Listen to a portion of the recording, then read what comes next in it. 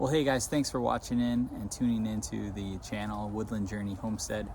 Real quick, I don't want to make this too long, but we have our ruffed grouse right here.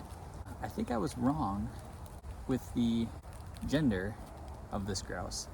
After talking and chatting with a couple of viewers who had mentioned that the females and the males are very similar, except for the males are a little larger and a little more colorful, it kind of got me thinking that, well, maybe this is actually Harley.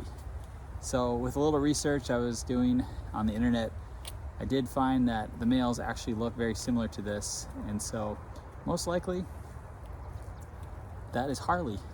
So I'm not sure where Fern is, but what I did do yesterday is before the snow started falling down, I got some good footage up close of this bird, and who knows, maybe it could be another bird, but I would like to know your guys' thoughts. Leave a comment at the bottom, and then also if you could, and if you like these videos and you want more of them, please hit the subscribe button and like, and even share it with your friends. Until then, we'll see you later.